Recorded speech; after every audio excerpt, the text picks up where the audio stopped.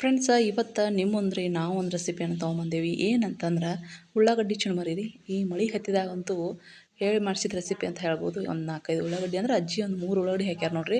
ಉಳ್ಳಾಗಡ್ಡಿ ಹಾಕ್ಯಾರು ಆನಂತರ ಮೆಣಸಿನ್ಕಾಯಿ ಕರ್ಕೊಂಡೀವಿ ಇವನ್ನ.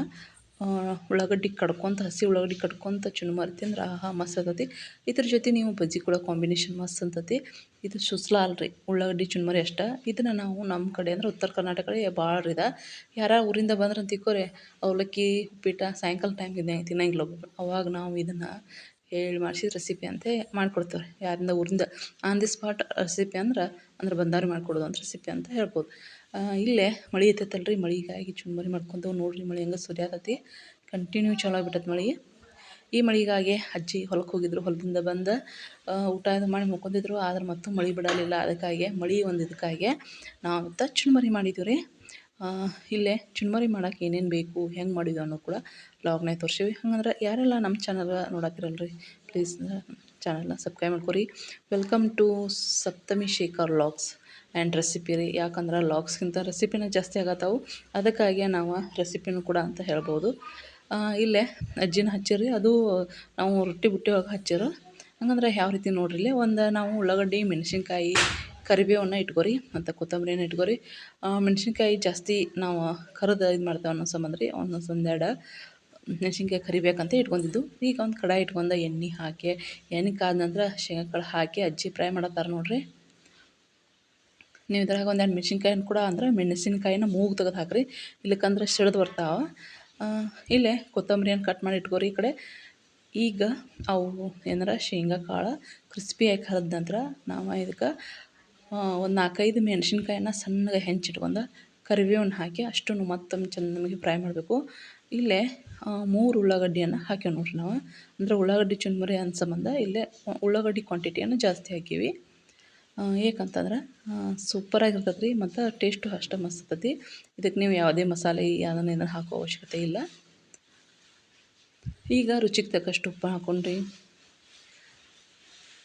ನಂತರ ಇಲ್ಲೇ ಅರಿಶಿನ ಹಾಕ್ಕೊಂಡ್ರಿ. ಅದು ನೋಡಿರಿ ಅಜ್ಜಿ ಅರಿಶಿನ ಹಾಕತ್ತಾರ. ಮತ್ತು ಇದಕ್ಕೆ ನೀವು ಸಕ್ಕರೆ ಹಾಕಕ್ಕೆ ಹೋಗ್ಬೇಡ್ರಿ.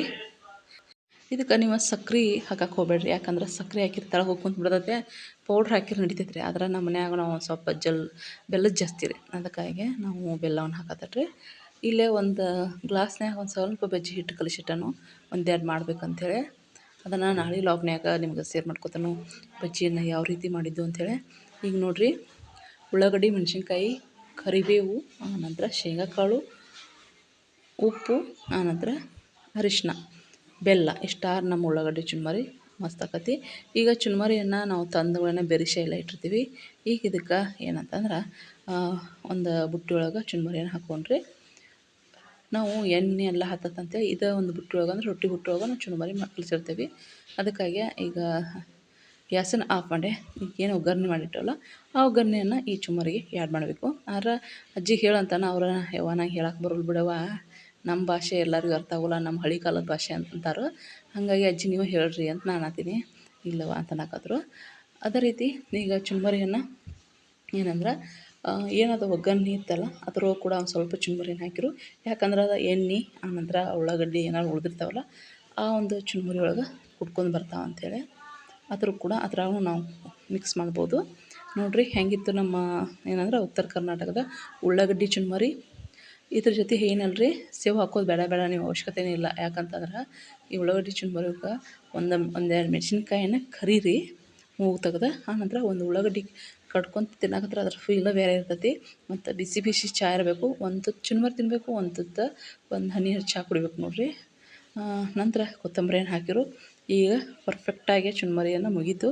ಅದರ ತಡ ಯಾಕೆ ಮಾಡಿದ್ರೆ ಪ್ಲೇಟಿಗೆ ಹಾಕೊಂಡು ಸರ್ವ್ ಮಾಡ್ಕೊಂಡ್ಬಿಡ್ತೇವೆ. ಬಿಸಿ ಬಿಸಿ ಚುರುಮುರಿ ಬಿಸಿ ಬಿಸಿ ಚಹಾ ರೆಡಿ ಆಯಿತು. ಅಂದ್ರೆ ಚುರುಮುರಿ ಮಾಡಿಟ್ಟ ರಗಟಿ ಆಗ್ತಾವೆ, ಉಳ್ಳಾಗಡ್ಡಿ ಮೆತ್ತಗಾಗ್ತಾವೆ. ಅದಕ್ಕಾಗಿ ಈಗ ಆದ್ಗಳನ್ನ ಪಟ ತಿಂದುಬಿಡ್ರಿ, ಮಸ್ತ್ ಅಂದ್ರೆ ಮಸ್ತ್ ಇರ್ತಾವೆ.